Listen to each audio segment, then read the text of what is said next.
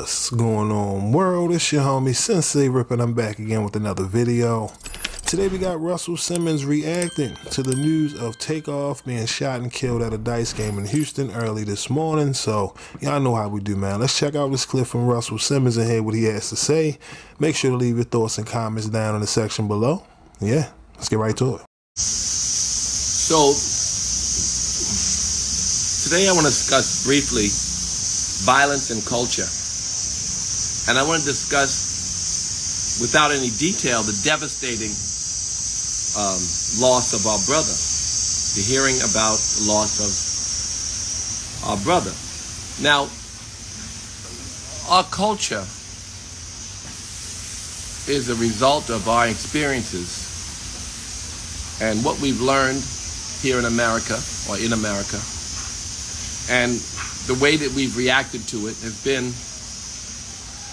it's just a constant feedback for what we're accepting into our lives and what we haven't accepted into our lives, and how we've rebelled against the Creator and His will for us. Now, as a practicing yogi, I have a lifestyle that constantly reminds me, when I chant to God, I chant to goodness and the kind of actions that promote happiness for me. And in Scripture, in the Bible, the Quran, the Torah, the Yoga Sutras, and all of these scriptures, the sameness occurs. What's in our heart is the same as what's etched in the words in the Scripture. So what's in the Scripture is in our hearts, and what's in our hearts is written again and then delivered to us through the prophets. But God has already given us the will and the ability to do right. And right promotes happiness. So because we've lost our way, we've created culture around the lifestyles that we've chosen that have affected us in a very negative way. So our brother dying and all the rappers dying have been a direct reflection of what's happening in our community.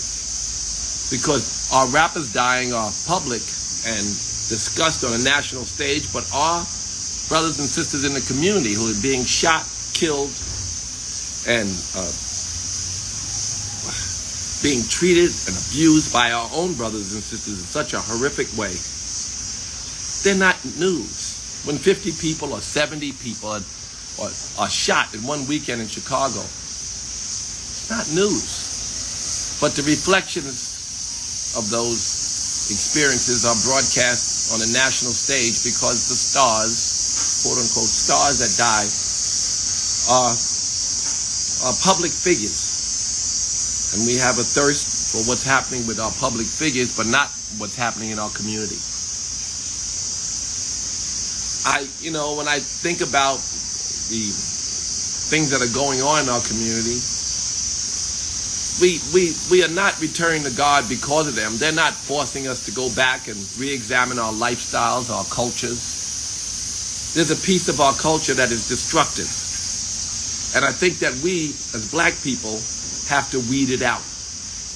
I think each A&R director who is black, this whole discussion that some white A&R director or music maker is telling black people to say destructive things, they can't tell them to say anything good or bad. But some of the black A&R directors have the power to speak to people and ask them to talk more from their heart, their higher self. Higher selves are waiting to come out of us. And the A&R directors who promote a Jesus Walks versus drill music are favored by God. What are you putting in the street? I mean, mostly you cannot tell an artist what to say, but when you can, and if we can help to shift our culture, each of us has the duty to do so.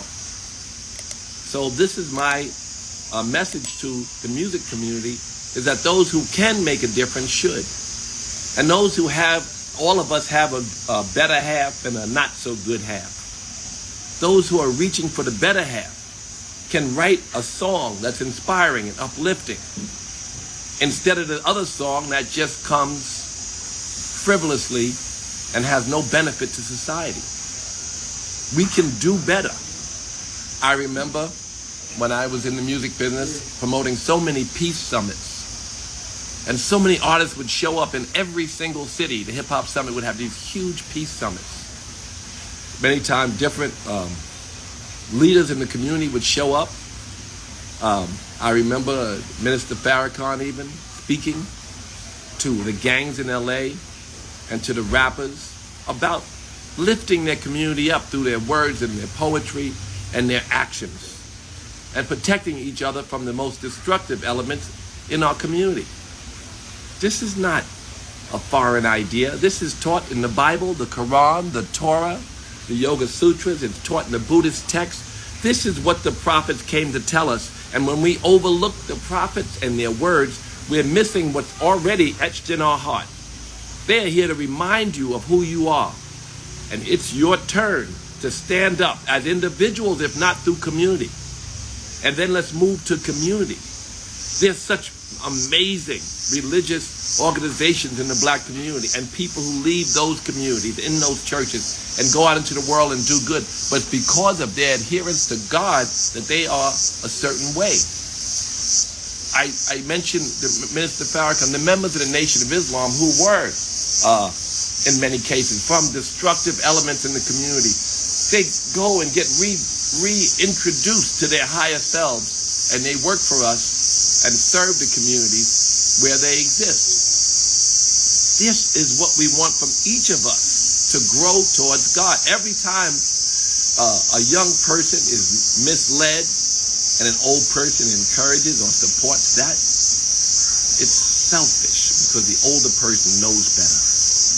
I mean, most every time we grow, you notice the older rappers always say the most positive things, because those older rappers have grown through the ranks and have gotten the scratches on their arms for going the wrong way.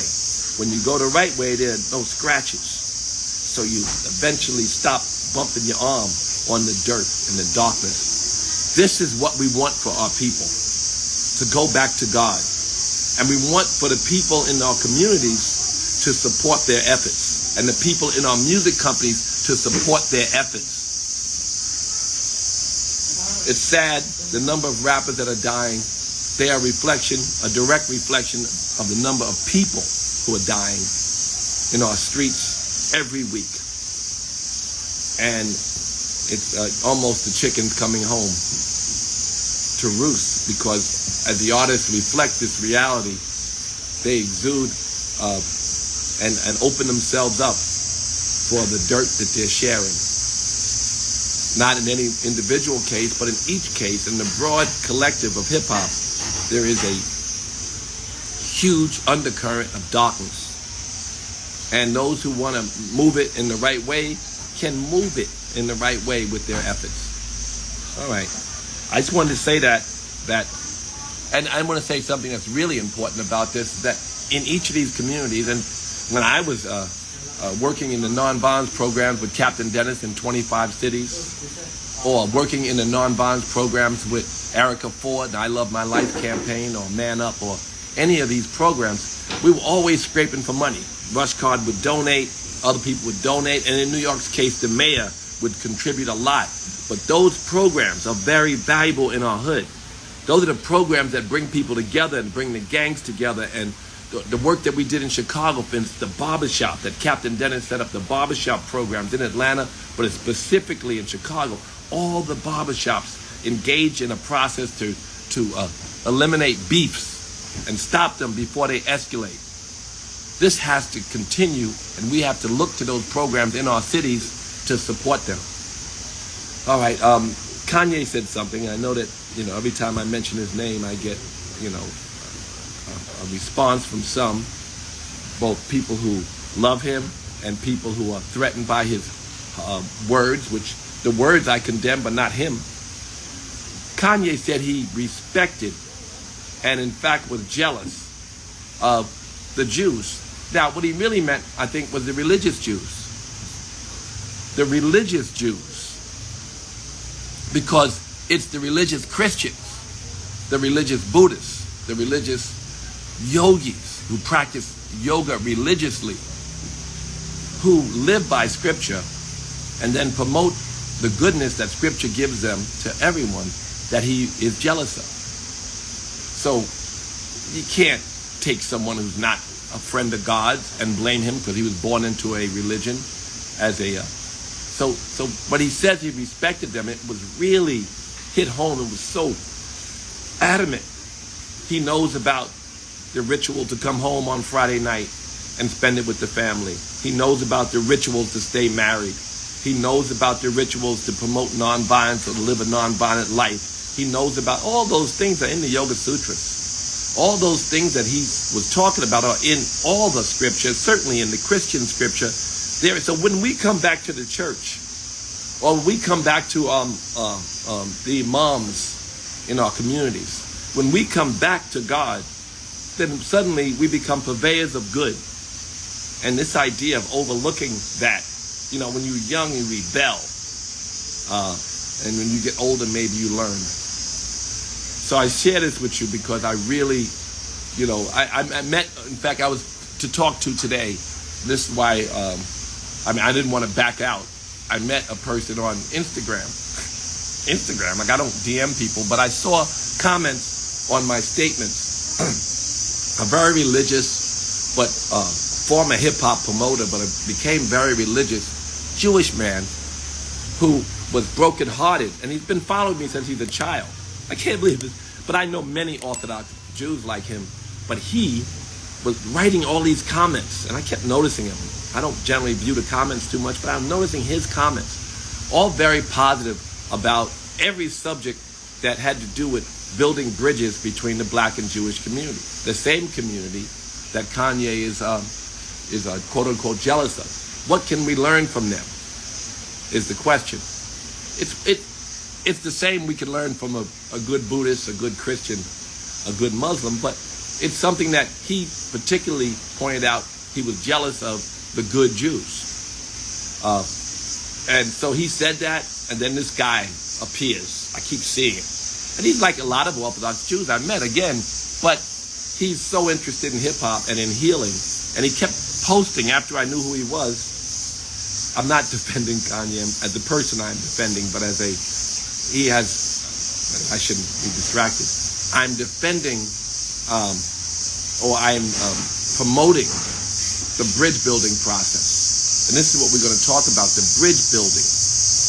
And what it is that we can do so that we can become more like our brothers and sisters in some cases and learn to promote a more positive and uplifting community so that we as individuals can join our community and find those in the community who are in, and of course in the black community is a huge space, church-going, loving, inspired, uplifted people.